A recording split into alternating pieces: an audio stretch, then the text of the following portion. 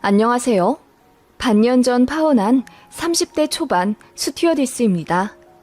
파혼도 이별이긴 하지만 왠지 그냥 연인의 헤어짐과는 다른 느낌이라 후유증이 참 오래 가는 것 같아요.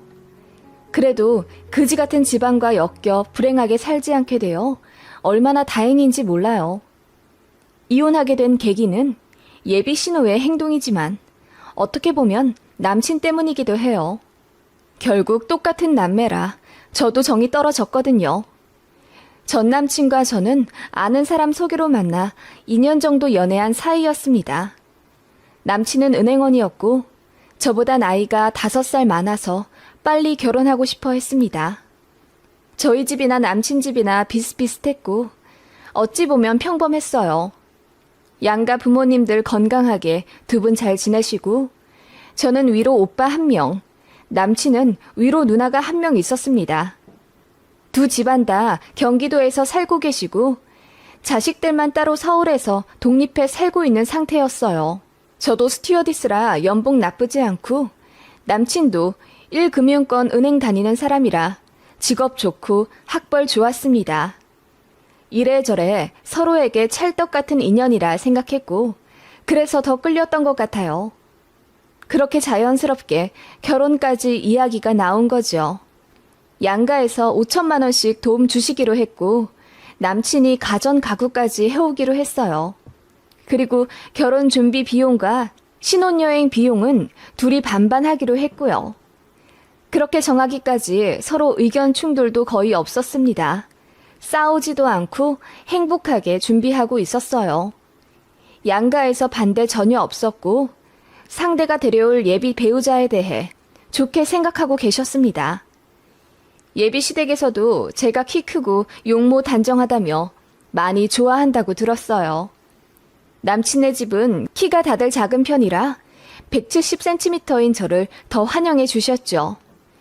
예비 시모랑도 연애 때 한번 식사한 적이 있는데 배우 선우 은숙처럼 곱고 단정하신 분이었어요. 인자하시고 또 성격도 쾌활하셔서 저런 분이 제 시어머니가 되신다면 평생 잘해야겠다고 다짐했었죠. 시댁과의 생활에 대해 기대감도 있었어요. 시아버지 되실 분도 저를 벌써부터 마음에 들어 하신다고 들었기에 결혼하면 행복하겠다고 생각했죠. 그런데 예비 신우가 복병이었어요. 예비 신우는 남친보다 3살 많았고 대학교에서 강사하신다고 들었습니다. 지금은 강사지만 최종 목표가 교수라 준비를 하고 계신다고 하더라고요. 결혼은 하지 않았다더군요.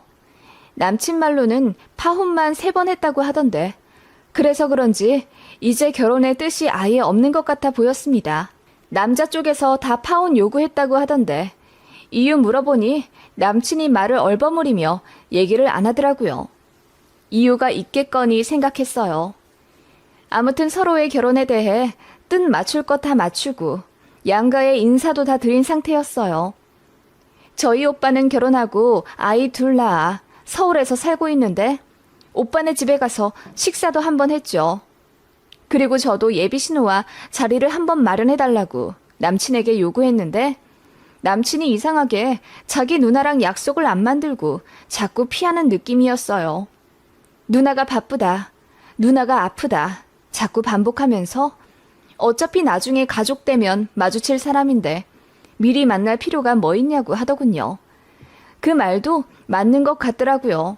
남친은 누나랑 자주 안 만난다고 해서 뭐 결혼 생활에 크게 영향이 있는 사람은 아닌가 보다 생각을 했죠. 그런데 아니더라고요. 사건의 시작은 예물 예단이었어요. 요즘은 예물 예단을 거의 다 생략하는 추세잖아요. 예비 시댁에 뭐 얼마 보내면 거기서 반 떼어서 다시 예비 신부에게 주고 그러기도 하고 반상기나 이불을 보내고 뭐 그러는 걸로 알고 있는데 저희는 허례허식을 딱 싫어하기도 하고 양가 부모님들도 그걸 원치 않으셨어요. 그래서 결혼하면 패백도 하지 말라고 하셔서 정말 간소하게 딱 식만 치르려고 생각했습니다. 그런데 예비 신우가 저희의 그런 진행이 마음에 안 들었나 봐요. 남친한테 자꾸 연락해서는 이렇게 해라 저렇게 해라 지시를 그렇게 한다고 하더라고요. 남친이 화를 내면서 끊길래 무슨 일이냐고 물어서 알게 되었습니다. 아니, 누나가 자꾸 예단은 받아야 한다고 해서. 아, 그래? 어떻게 하길 원하시는데? 근데 부모님들께서 이미 안 한다고 하신걸. 누나는 생각이 좀 다른가 봐. 해야 할 건 해야 나중에 탈이 없다면서 자꾸 정석대로 하자고 하네. 그 말에 저는 어쩐지 심란해졌어요. 저희 결혼인데 왜 누나가 나서서 뭐라고 하는지 이해가 안 갔거든요. 일단 생각해보기로 했는데 며칠 뒤 저에게 모르는 번호로 전화가 왔어요. 여보세요? 나 지훈이 누나 되는 사람이야. 아, 안녕하세요. 전화 받자마자 인사도 안 하고 다짜고짜 본인 소개부터 하는 예비 신호였습니다. 당황했지만 무슨 일이시냐고 여쭈었죠. 듣다 보니 내가 우라통이 터져서 아무리 요즘 결혼이 맥락 없다고 하지만 어떻게 예물 예단을 생략해? 우리 엄마가 물러 터진 건 알았지만 너희 엄마도 그러시면 안 되지. 결혼은 남녀 둘이 하는 게 아니야. 가문과 가문이 만나는 거지. 예비 신우는 제 인사에 대꾸도 없이 그렇게 본인 할 말만 따발총처럼 늘어놓더라고요. 제가 당황해서 아무 말 못하자 예비 신우는 저더러 제대로 알아들었으면 지금부터라도 예물 예단 똑바로 알아보고 정한 다음에 본인한테 확인 전화 하라면서 끊더라고요. 그렇게 전화는 끊어졌고 저는 너무 어이없는 상태로 한 5분 정도 얼어 있었네요. 사태 파악이 되자 화가 미친 듯이 올라왔고 바로 예비 신랑한테 전화 걸어 자초지종을 알렸어요. 당연히 불같이 화를 내며 저를 감싸줄 거라 생각했는데 예비 신랑의 반응은 생각과 달랐어요. 그래? 누나가 또 그렇게 얘기했어? 내가 누나 그 화법 때문에 자기랑 만나지 않게 하려고 했던 거야. 우리 누나가 말투가 좀 직설적이거든. 상처받았지? 미안. 이라고 하더군요. 미안하다고 하긴 하는데 그 포인트가 묘했어요. 저는 예비 신호의 무례함 때문에 화가 난 건데 예비 신랑은 본인 누나 말투가 세다는 것만 강조하며 사과하더라고요. 아니, 아직 결혼하지도 않았는데 예비 올케의 엄마를 너희 엄마라고 지칭하는 건 또 무슨 예의야? 그리고 인사도 안 하고 다짜고짜 할 말부터 소리치듯 하는데 내가 얼마나 당황했는데. 그건 그렇고 왜 누나가 우리 결혼에 이렇게 총대 메고 간섭하시는지 난 이해가 안 가. 결혼하는 건 우리고 또 간섭하실 거면 양가 부모님들이 하셔야지. 제 말에 예비 신랑이 고개를 끄덕이더니 그것도 맞는 말이라고 하더군요. 사실 누나가 전부터 저희 결혼에 감나라 배나라 했었지만 본인이 중간 역할 잘 해야 한다고 생각해서 다 차단한 거였다네요. 어느 정도는 본인 누나의 말도 맞다고 생각했지만 저를 위해서 한 번도 이야기하지 않았다고 하더군요. 그러면서 계속 미안하다고 사과를 하는데 저는 그게 사과 같지가 않았어요. 일단 예비 신호 때문에 너무너무 불쾌했었거든요. 그런데 그 다음 날인가 모르는 번호로 전화가 왔어요. 그래서 여보세요 하고 받았는데 상대방이 소리를 벼락같이 치는 거예요. 너 내 번호 저장 안 했니? 내가 누군지도 모르고 전화 받은 거야? 그제서야 그 번호가 예비 신호의 번호라는 것을 알게 되었습니다. 그래서 몰랐다고 하자 예비 신호가 혀를 끌끌 차더군요. 하나를 보면 열을 안다고 하던데 이렇게 맹하게 굴어서 며느리 노릇 제대로 하겠어? 어떻게 됐어? 예물 예단 다 정했어? 저를 아랫사람 몰아붙이듯 하는 예비 신호의 말에 저는 당황해 아무 말도 하지 못하다가 결국 입을 떼어 예비 신랑과 얘기 중이라고 했죠. 그랬더니 또 화를 내더라고요. 아직도 못 정하면 어떡해. 예식장 정해지기 전에는 다 확실히 해둬야 할 것 아냐. 그럼 내가 정해줄게. 예물은 니들 알아서 사정껏 하고 예단은 1,000만 원 정도로 하자. 우리 집 이불은 필요 없으니까 반상기랑 은수저 해와. 그리고 남은 건 현금으로 갖고 오고 꽃 예쁘게 말려 눌러서 편지 써오는 것도 잊지 마. 알겠어? 예비 신우는 그 말을 하고 전화를 끊어버리더군요. 저는 이번에는 이렇게 당하기 싫어서 바로 다시 전화를 걸었습니다. 아니, 그렇게 하실 말씀만 다 하고 전화를 끊어버리시면 제가 너무 당황스럽네요. 일단 저는 이 문제는 양가 부모님들이랑 상의해야 한다고 생각하고요. 형님께서 의견이 있으신 건 참고 정도만 할게요. 전 그대로는 절대로 못하겠어요. 그리고 이렇게 다짜고짜 저에게 이래라 저래라 하시면 저도 너무 불쾌하거든요. 저도 할 말은 하는 편이라 이번엔 참지 않고 해버렸습니다. 그랬더니 예비 신우가 전화기 너머로 깔깔 웃더니 이러더군요. 우리 엄마가 순하고 물러 터져서 나까지 그럴 거라고 생각했나 보네? 집안에 악역 하나쯤은 있어야 잘 돌아간다는 거 몰라? 너 우리 집 만만하게 봤나 본데 절대 그렇게 안 되지. 요즘 며느리들 자기 입속만 챙기고 시댁 우습게 보면서 도리 제대로 안 한다고 하던데 너도 그렇게 하려고 시동 거나 보네? 내가 있는 한 절대로 그렇게는 안 되지. 그렇게 말씀하시면 저는 너무 억울하죠. 제가 이 결혼해서 무슨 입속을 챙겼다고 그러세요? 양가에서 5천만 원씩 받고 결혼이랑 신행 비용도 반반 각출해서 하는데요. 내가 얘기 못 들었는 줄 알아? 어떻게 그 얘기만 쏙 빼놓고 이야기하냐? 내 동생이 가전 가구 채우기로 했잖아. 그 돈만 거의 2,500만 원 된다고 하던데 그건 돈이 아니야? 남자 쪽 돈은 돈이 아니라 휴지 조각이니? 그제야 예비 신우가 화가 난 이유를 알았습니다. 남친이 가전 가구 채운다는 게 마음에 안 드는 것 같았어요. 그게 기분 나빠할 거리가 되나요? 저는 이해가 안 가더라고요. 예비 신랑은 저보다 나이가 5살이나 많은 데다 사회생활도 더 일찍 해서 저보다 돈도 많이 모았습니다. 그리고 결혼하자고 재촉한 건 예비 신랑이었고 저는 돈 좀 더 모은 다음에 하고 싶었어요. 그럼에도 불구하고 있는 돈 다 끌어와 진행하는 결혼이었고요. 그래서 그렇게 얘기를 했더니 예비 신우는 요즘같이 어려운 시기에 어떻게 남자가 더 해오는 거냐며 저더러 속물이라고 하더군요. 그러더니 이러는 거예요. 스튜어디스라 그런가? 역시 얼굴 믿고 이기적으로 행동한다. 내 동생도 어디 가서 꿀리지 않아. 너랑 헤어져도 만날 여자 줄 서 있다고. 그 말에 저는 너무 화가 났어요. 승무원이 뭐 어때서요? 지금 직업 비하하시는 거예요? 지훈 씨 누나 되시는 분이라 제가 많이 참았는데요. 저는 이렇게까지 무례한 사람 밖에서 만나면 말도 같이 안 섞어요. 라고 했더니 예비 신우가 난리를 치더라고요. 그러거나 말거나 전화를 끊었습니다. 이쯤 되니 파혼 생각이 절실했어요. 그래서 엄마한테 이야기했더니 당장 파혼하라고 성하더군요.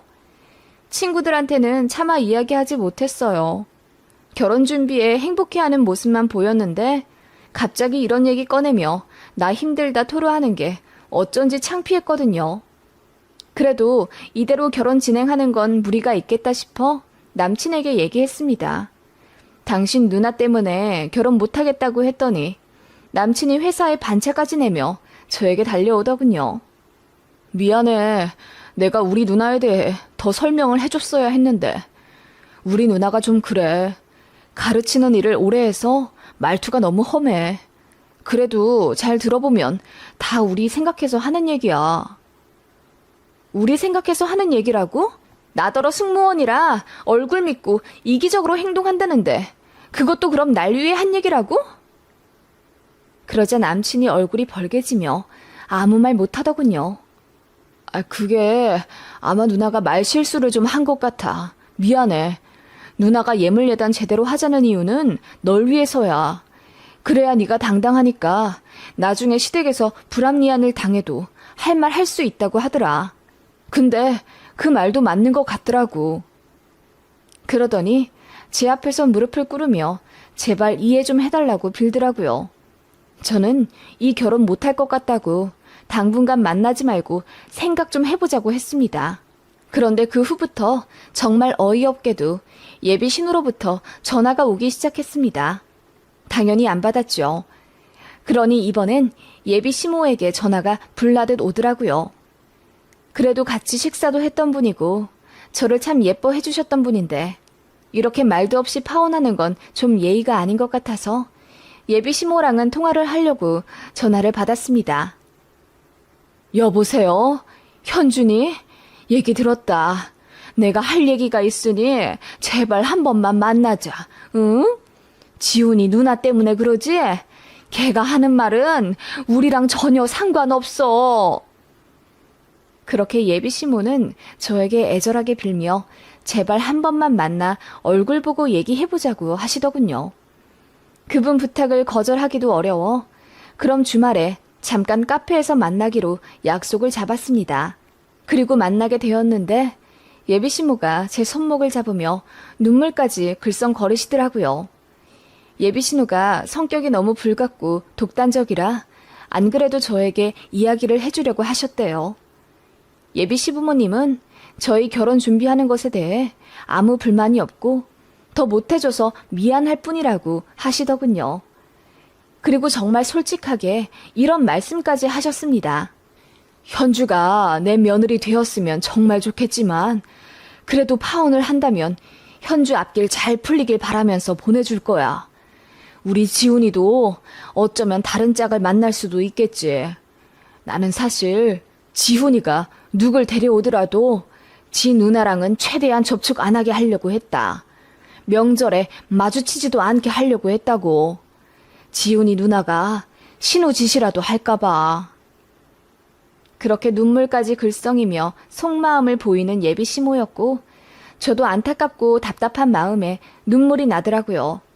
그런데 저 멀리서 누군가 쿵쿵거리며 다가오더군요. 처음엔 몰랐습니다. 워낙 거구의 몸이셔서요. 그런데 알고 보니 그분이 예비 신우더라고요.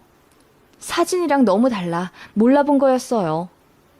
예비 신우의 갑작스런 등장에 예비 시모도 놀라 어떻게 알고 찾아왔냐고 하니 동생한테 물어서 약속 장소 알아냈다고 하더라고요. 예비 신우가 제 얼굴을 한번 빤히 보더니 본인이 사과를 좀 하고 싶다 하더라고요. 저는 그냥 됐다고 했어요.